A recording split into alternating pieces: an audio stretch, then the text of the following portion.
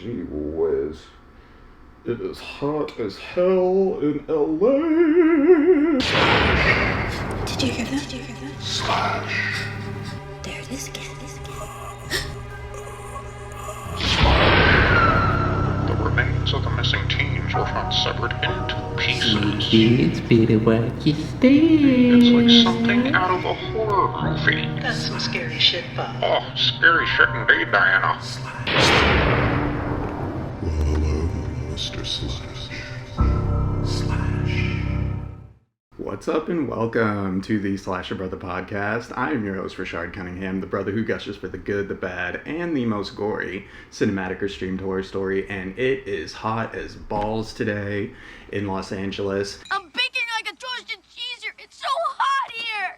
And also I am behind schedule, and for this week I am also behind the times because I decided to go back to 2002 and I am reviewing and spoiling the movie Wishcraft. And Wishcraft is one of those early 2000s teen slashers that if you saw it, you saw it. If you didn't, you're not missing anything, per se. That's the thing I'll definitely say about this. I'm going to give it 2 slashes immediately. This movie is not intellectually anything. This movie is really not even big on gore. A lot of the kill scenes are off screen, so you're not really getting anything really good or juicy like, say, Friday the 13th, or even some of the more recent Halloweens. You're not going to get anything really juicy. The death scenes in this movie were not terrible because of what the premise is. However, they were extremely random, and also some were just executed stupidly, and they just didn't have that much of an impact, honestly. I'm just gonna be real. Cause I'm keeping it real. Cause I'm keeping it real. I don't dislike this movie. It's one of those, if you want to put on a bullshit horror movie just to put on, and it's just hot teens doing whatever and getting murdered, cool. I'm totally cool. I'm so ready.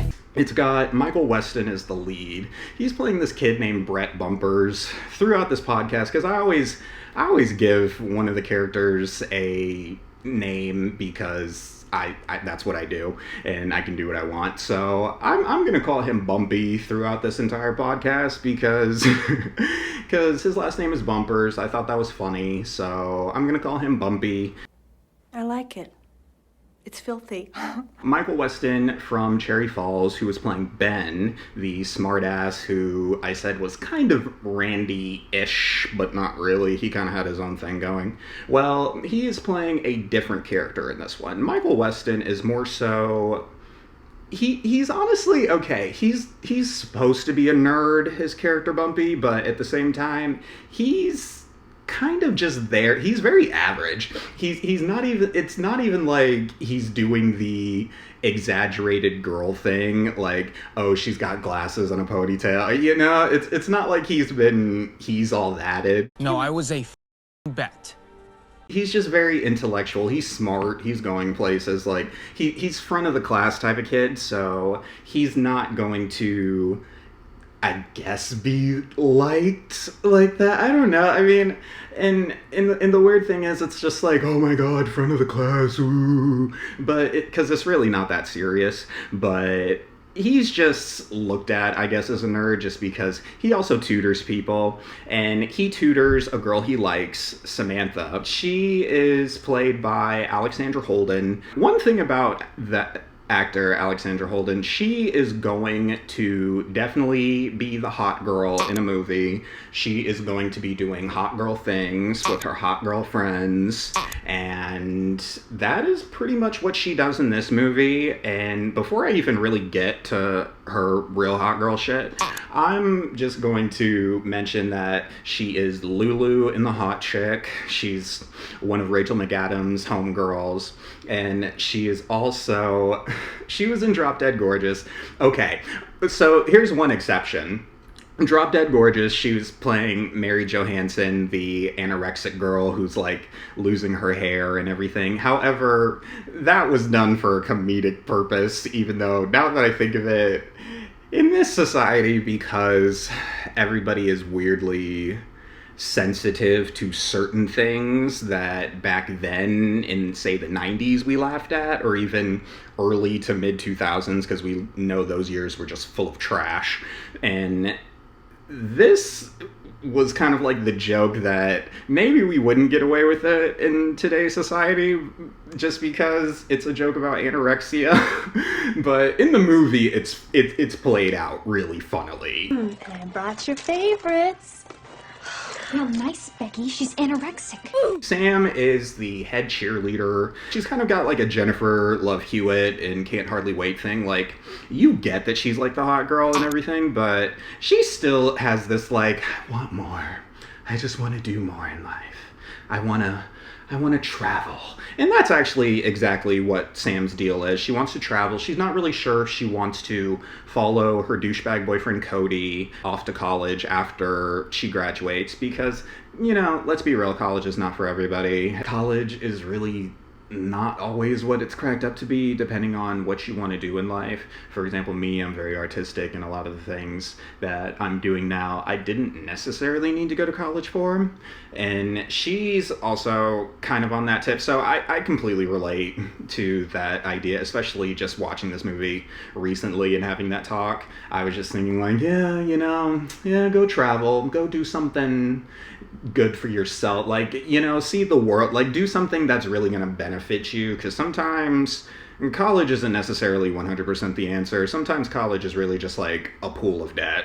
I'm saying that it is fiscally irresponsible for me to go to college. And then when you get your degree, it's really just kind of like all this for a f***ing piece of paper. There's 283 American dollars we won't see again. And it doesn't even guarantee you a job most of the time, depending on what you actually went to school for. So yeah, I get wanting to travel. I personally wish I traveled after high school, now that I think about it. Or maybe just moved out to LA sooner. Maybe then I probably would have did certain things or been more established. I also wish I started my comic book sooner and just stayed on that trajectory, but I don't know. I was just interested in so many different random shit.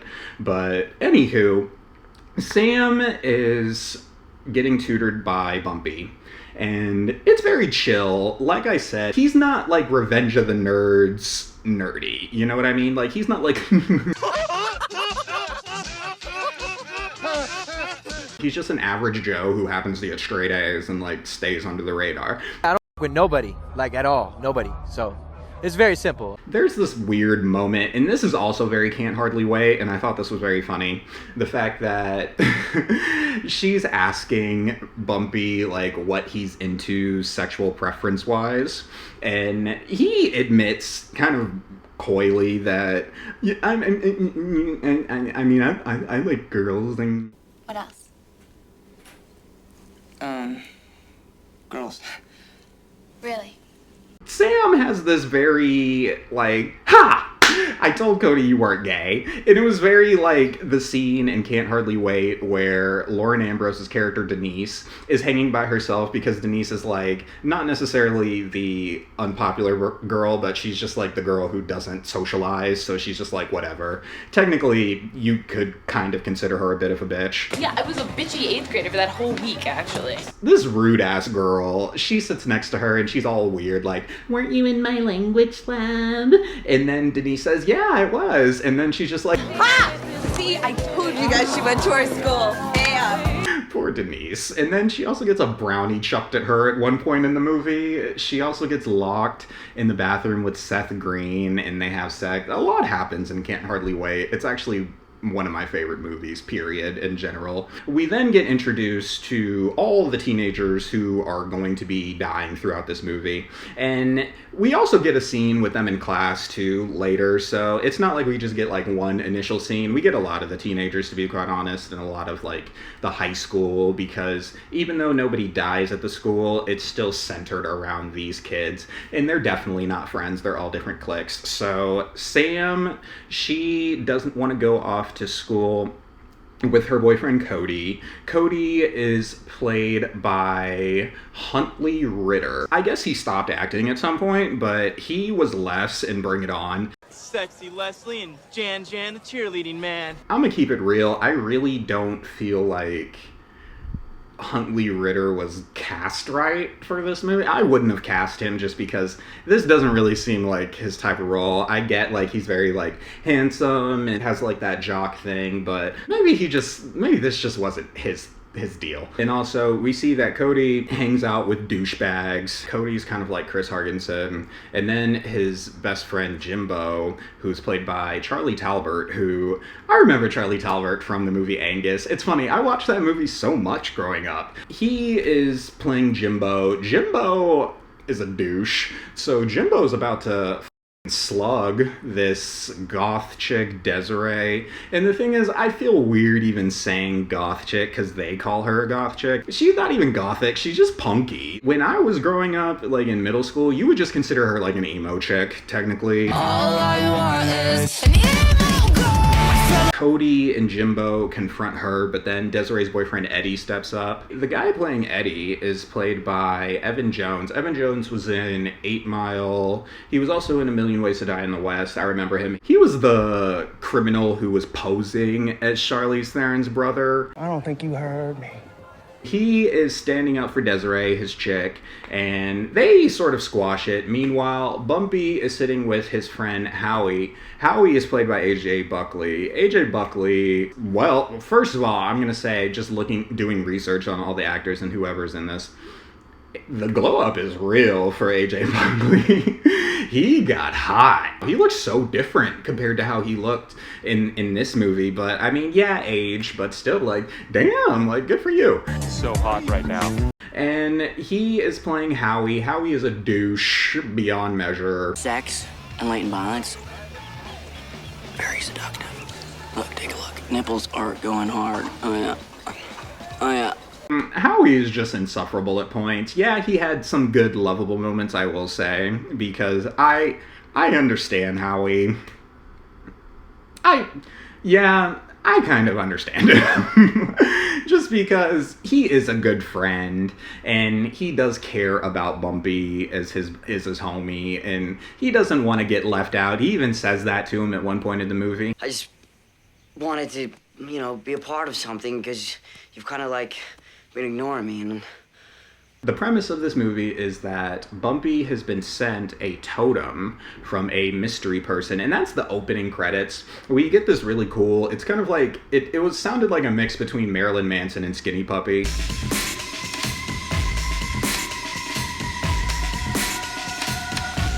And that's where Bumpy gets this mysterious totem, which is ultimately a bull's dick, and it's like freeze-dried or whatever. So he gets freeze-dried bull dick. A what? A bull dick. And he gets a card saying, make 3 wishes. You use 3 wishes? They'll come true. And he's just like, kind of skeptical. I mean, who wouldn't be? Although, in this day and age, some asshole would probably just be like, oh, make me, the most powerful man in the universe. And then next thing you know, like, the world f***ing explodes. I'm sure it just make a little splash in the ocean, that's all. See, just a little tiny... Ooh, that ain't tiny at all, is it?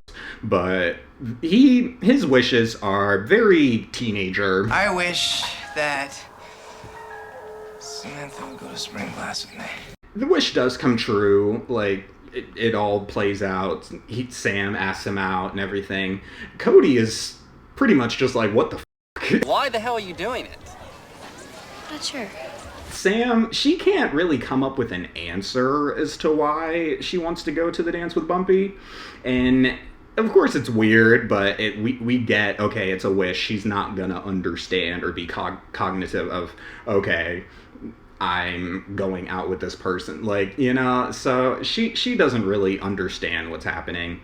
And even Bumpy is kind of depressed because he's just like, she wasn't really into it, and he even has moments where he feels like he's taking advantage of her, so, which he kind of is. And we see more of, if you do twist it in a way, yeah, it is like he's taking advantage of her, because he also does lose his virginity to Sam, and she seduces him. She has a striptease scene where she's doing more hot girl shit, and she actually asks him when she's undressing, do you want me to do the cheerleader thing? And I felt so bad for her. So apparently her just dealing with typical high school assholes She doesn't have the luxury of Cher Horowitz, who just doesn't go there. Ugh, as if. She has had to apparently just deal with guys like, hey, can you do the splits? Always the splits. Really? Like, this girl just can't have a normal sexual moment with a guy. Like, she's gotta basically do backflips and shit and do like a rah, rah, rah. 2, 4, 6, 8. You can watch me masturbate.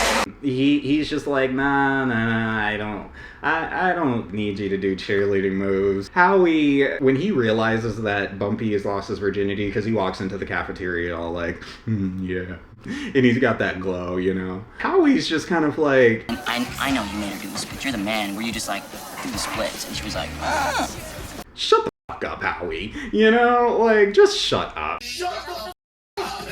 Howie had so many go home Roger moments for me. It was ridiculous. Go home, Roger! He steals the totem from Bumpy at one point when he gets a little jealous about Bumpy's wishes coming true. So... Howie, he's in the car. First of all, he is channeling Protozoa. Everything a BF should be. But then his outfit looks like he robbed Marv from Home Alone. Harry. He makes a wish in his car after smoking a joint, and he's just like, I just wish to be like a badass mofo. I just want to be a badass mofo, you know, like Tommy Lee, because he's got a hot wife, and Steven Seagal, because he's like a kung fu fighter. I laughed so hard at that, because it's just like, what kind of wish is that? You know, if I had 7 wishes, you know what I would have done? I would have wished for world peace, and I would cure cancer. Go to hell. And so Howie, he goes into this bar and instantly starts shit like he's that dude. Gets tossed out in his underwear, like, just like an asshole that he is. And he's like whining in bed later. Oh God, just make it stop. Please. That's what you get from stealing from your friend. Because he even has this thing, like, he goes to Bumpy's house, and his mom is just completely oblivious, by the way. He makes up some lie about, oh, I left some homework in his backpack, and she just lets him in, not even paying attention. She's just, like, reading a book. She's just like, yeah, go ahead. I was just like, wow, no, like, his parents really just don't give a shit. There are no rules in this house. I'm not like a regular mom. I'm a cool mom. Bumpy gets revenge on Howie, though, for stealing the totem out of his bedroom, because Bumpy sneaks in and kind of pulls like a Scream prank on him, and this is like a fake knife, and then he has like this cheesy ass, he's just like, dude, I wasn't scared, I would have like karate chopped that, like, what?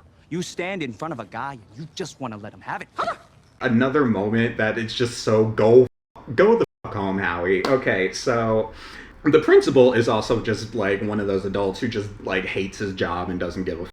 He's beyond Vernon in The Breakfast Club. Like, he's literally just like, I have no emotion to give. And Howie, he goes in because the principal said, if you have some feelings and you need to see the grief counselor, come see her, and he points her out. She's average. Like, she's it's not like she's hot. It's not like she's exaggerated hot. She just looks like one of the gym coaches, you know, who just happens to be this blonde woman.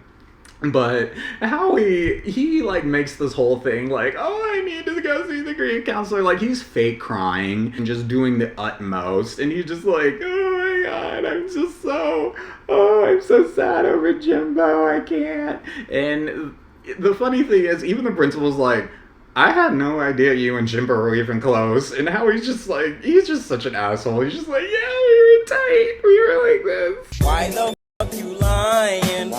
Why you always lying? Oh my God. The principal, his reaction is so funny. He basically just goes like, aw, Howie, do you need a hug? And Howie, of course, is just like, yeah, I need a hug, I really do. And the principal's like, okay, I'll give you a hug, Howie. And Howie's instantly just like, oh no, that's not a good idea. Come on. Oh, here you go. All right, ready? Come on. Oh. I feel so good. You feel better? Good. First of all, go to class. You going to school? Ah!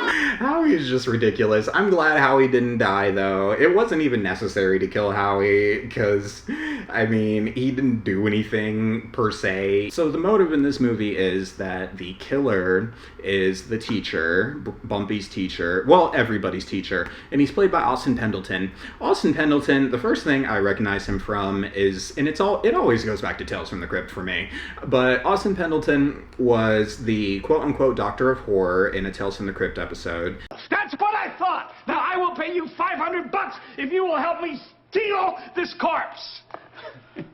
His motive for killing his students is mainly just they don't listen in class. Almost every parent-child conference begins with them nodding and smiling, but you dare to point out that their precious little shits are misbehaving, and they open up on you. No, but you know, it's not our kid.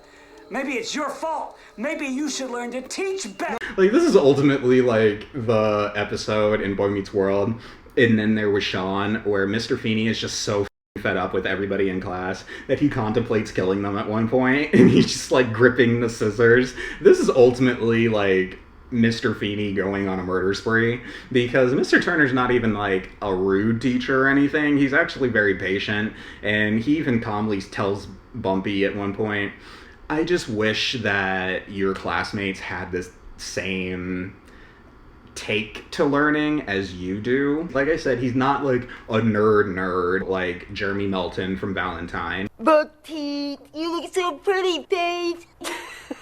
He's just like, okay, like, I study. Oh, God! No! That's not bad. That's not a bad thing. And so, after Bumpy wishes to take Sam to the dance, she is instantly just, like, that's the end of the wish. So she kind of pulls like a, I don't want to hurt your feelings, but I think we should just be tutor and, like, not even friends. Which is even harder. Like, that sucked. She didn't even say friends. She's just like, I think we should just keep this tutor cheerleader. Okay, bye. And so then he wishes that she would be his girlfriend, but then he's very specific, and I like this idea that he's very specific, because you kind of have to be, because sometimes wishes in horror, they're gonna go wrong at some point. When the music ends, the blood price is paid.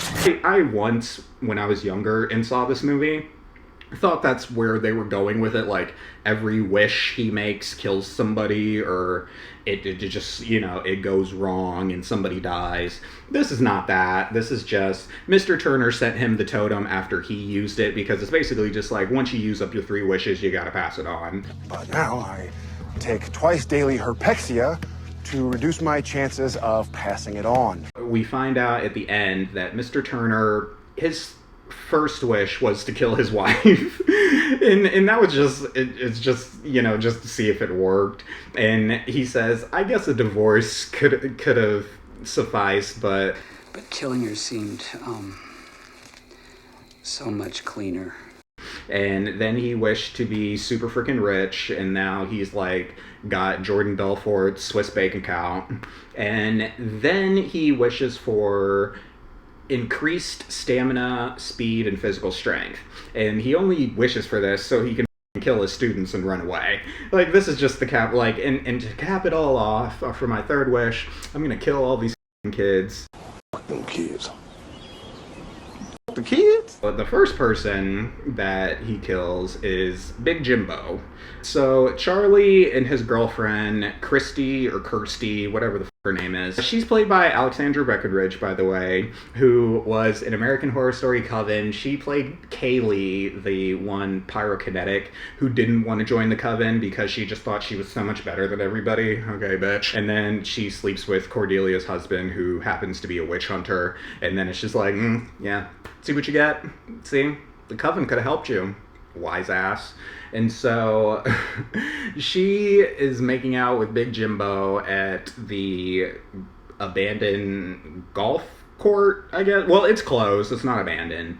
And it's late at night anyway, so yeah, it's closed. And the sprinklers come on, and he didn't time it right because he didn't realize that the sprinklers were going to come on. So Kirsty is all pissed, and they go back to the car. I also forgot to mention that they almost get into a wreck on their way over to the golf course because they run into this, like, derelict guy who we find out later his name is Eugene. Eugene is just weird. Like, there's always this weird, like, I don't know why he even had to be a character. He was pointless this entire movie.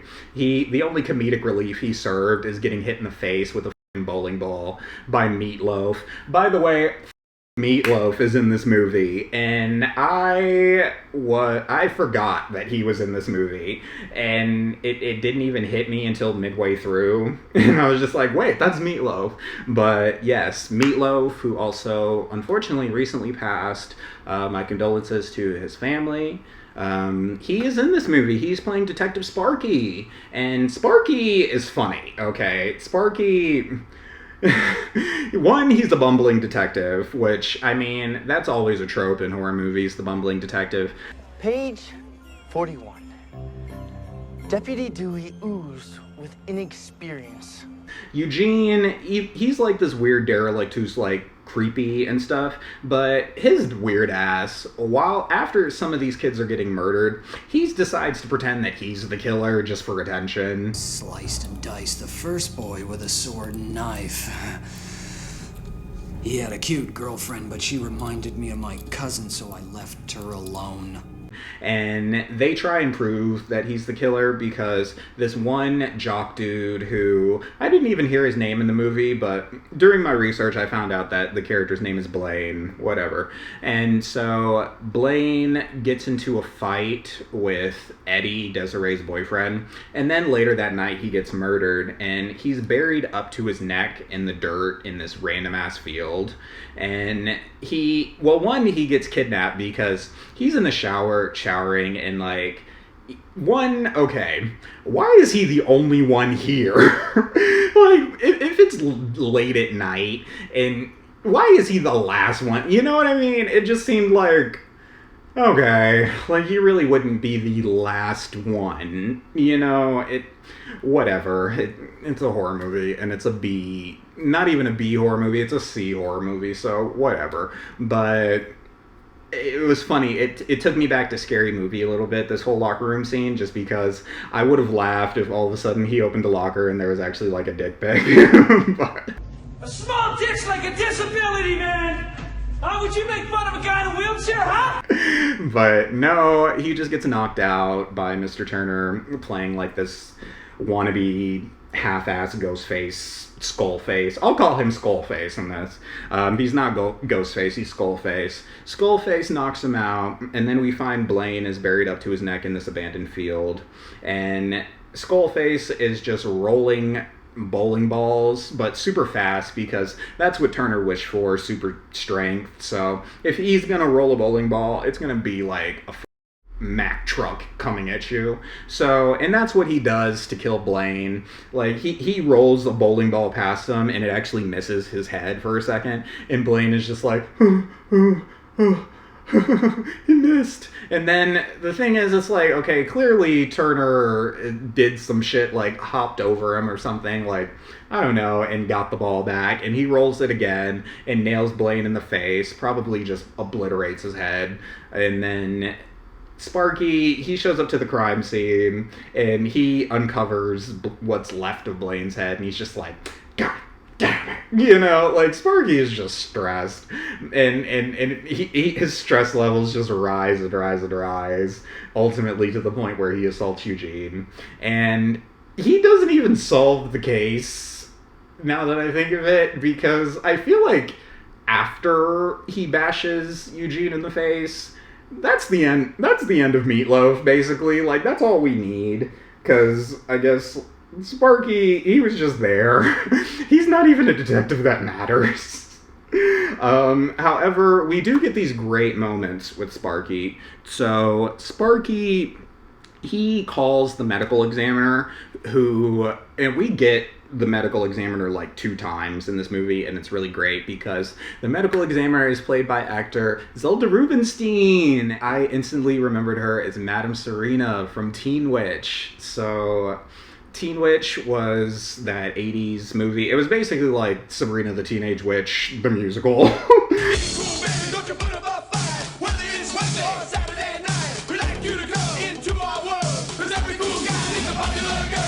It might as well have been, because that's kind of what it was.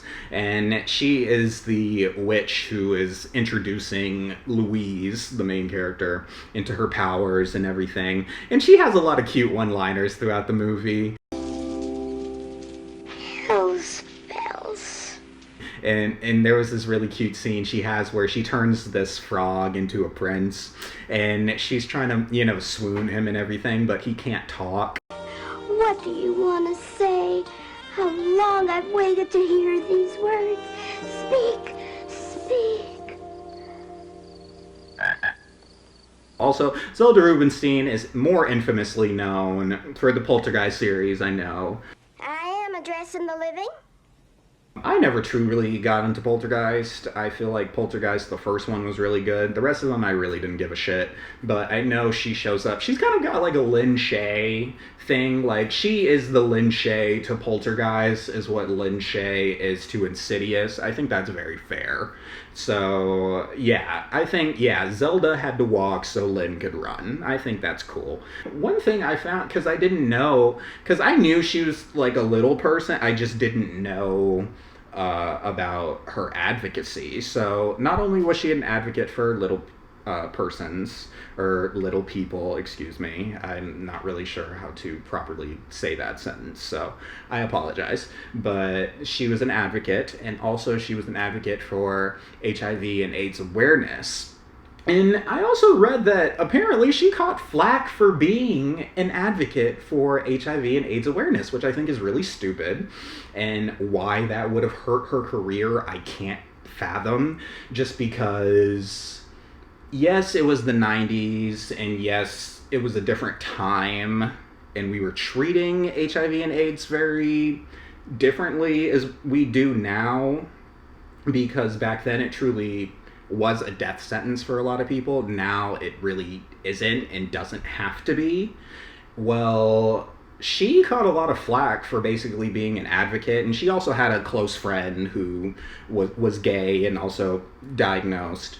And I think it's weird just because she gets criticized or gets flack for that, but at the same time, she's not doing anything wrong. She's doing something noble. But then we have stuff like The Real World, San Francisco, and we had Pedro being the first gay Hispanic man on reality TV, and I believe maybe even TV in general at that point. So that's not fair, and it just seems really stupid that that happened to her. But God bless her. I really love Zelda. Find the killer, Sparky. I don't think he's finished. And she is playing this medical examiner, and she has great moments and lines in this too, because she gets in Sparky's face a little bit, because she gets a little snippy because they had to wake her up at 4 a.m. after Jimbo was murdered. By the way, Jimbo, he gets his head cut off and he gets impaled with a samurai sword. That's like the weapon of choice for Skullface, is a samurai sword. He also uses an axe and like wire to kill people. That's also utilized, but for the most part, he's a samurai sworder, and he impales Jimbo into a tree after Jimbo does like some corny ass like, I know karate, man, like I know stuff, you know, I'm not scared. You know, it's just like, bro, get a grip. Kirsty also, she thinks Eugene is also the one that did it because they almost got into a wreck with him, so she's just mad like that her boyfriend got killed, and she's just like, oh, he did it, so That's him. That's the bastard. Got him. It's kind of a bummer that Kirsty didn't even die, because it's just like, okay, if she's a part of the group, like, there could have been more girls that died in this. I just like when it's an even number, I guess, because when it's ultimately a bunch of dudes, I just feel like, okay, like, men are boring, you know what I mean? Like, sometimes, like, just too many man deaths in movies just get really boring, and when you don't break it up with some femininity in there, it's just kind of like, okay, like, this is not the thing, it doesn't work. There are so many other girls in this movie that could have been killed. Kirsty could have been one, but we only get one girl death in the end, Desiree. She is walking home from her job, and she gets strung up in the middle of the street. It's crazy. And her death is also very similar to another victim in the next movie I'm going to talk about next week. But she gets strung up, and it's kind of sad. And she also has moments where it's just also very telling. Like, it sucks that this is women's experience, because she's just very, like, afraid walking home at night, and she's got pepper spray and everything, so I just hate the fact that that's always like such a real thing in horror movies, and it doesn't even have to be the fact that there's a killer around or something supernatural. It's just, this is a woman's life, and it's just like, ugh. You know, like, that always feels so real, just those moments in horror movies for me. And she even has a moment where she pepper sprays the camera lens, and there's nobody there, but she's clearly on edge. She even sees Sparky, and Sparky, like, gives her a wave, but then he's out of sight by the time she gets hung. I got off track because of Zelda Rubinstein, but she has a really funny line with Sparky, and because she got woken up early, she tells him, well, say you're sorry for waking me up at 4 a.m. And Sparky has to say, he's like, Doc, I'm really sorry for waking you at 4 a.m. Doc, I'm sorry. It's very cute. And she also has, like, these kind of, like, she has Bloodworth moments, like William Bloodworth from Final Destination, the franchise, the coroner, Tony Todd. Basically, she has these moments where, kind of like when Tony Todd says to Alex and Clear, I'll see you soon. She does this, like, by the way, Jimbo was alive when the killer took his head off. Okay, Zelda, like, we get what they wanted you to do, but it's just like, it's not that scary. But Zelda was great. She did a good job. I loved just seeing her appear in this. It was fun.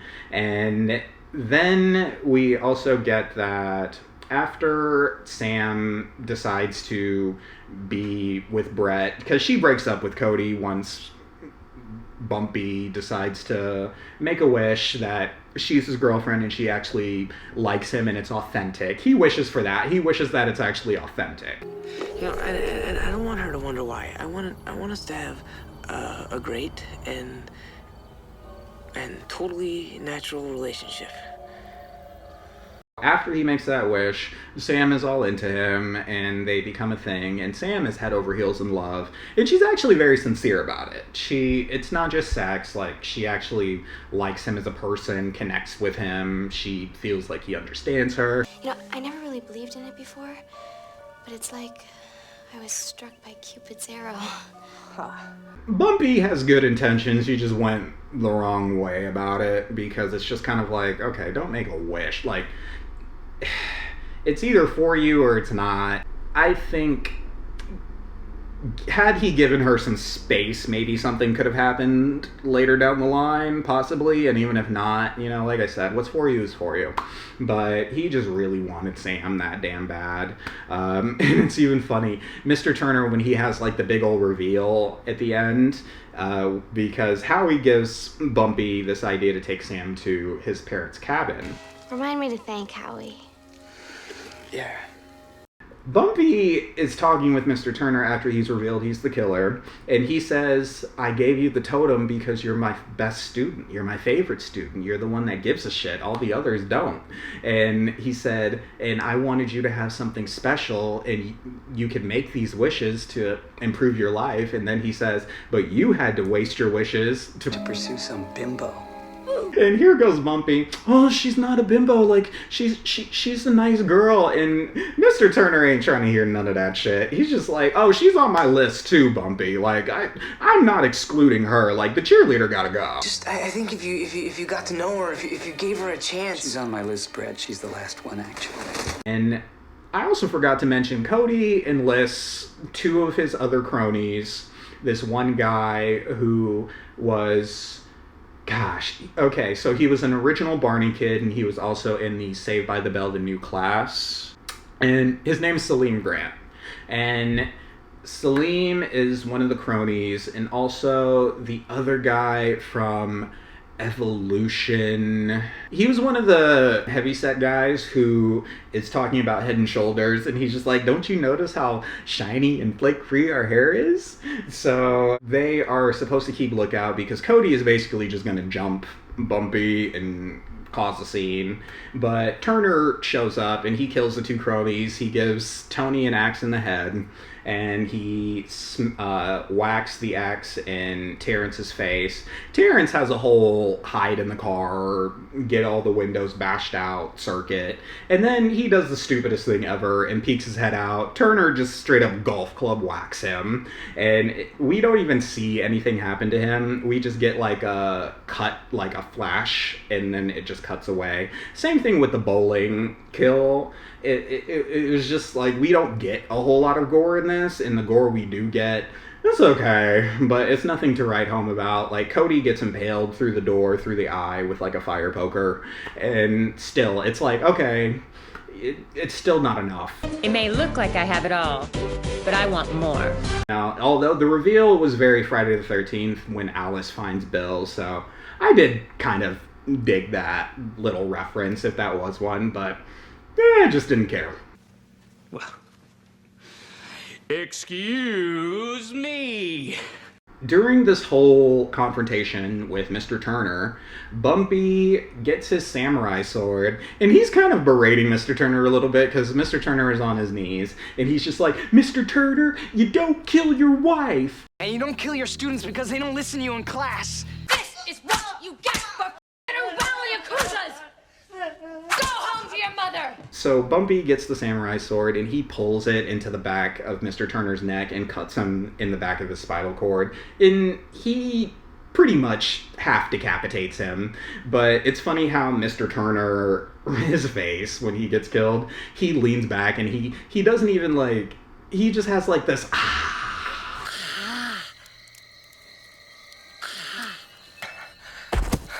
okay, man, really? It's kind of like Paul Rubens in Buffy when he gets stabbed with the stake, but he just keeps doing this exaggerated like,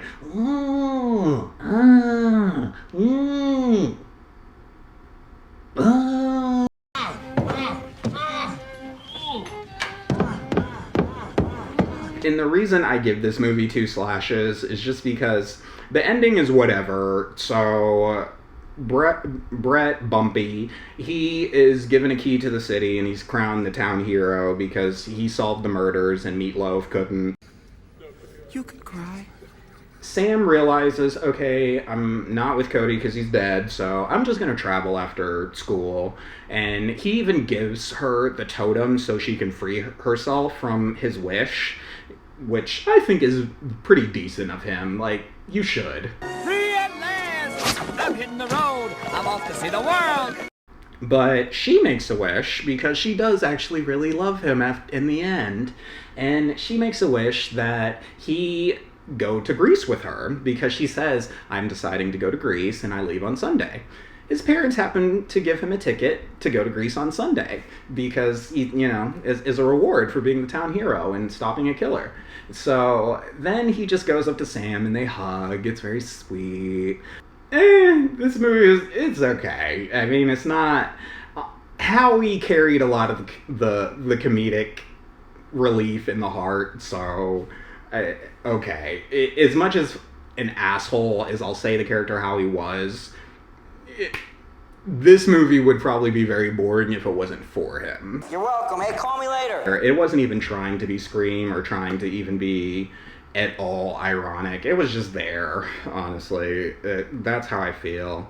And that's where I'll wrap this up. I'll let this be a quick one. If you wish to follow me on social media, you can find me in the official Slasha Brotha Instagram at Slasha Brotha. You can see my personal at Martian Fringe Jr. And my art page is Richard's Killer Hand. And also, if you happen to have any questions or want to email me privately, you can send me an email at slashabrother@gmail.com. And until it is time to slay another day, I will see you guys later, because I am hot as f***. Get me out of here. Woo!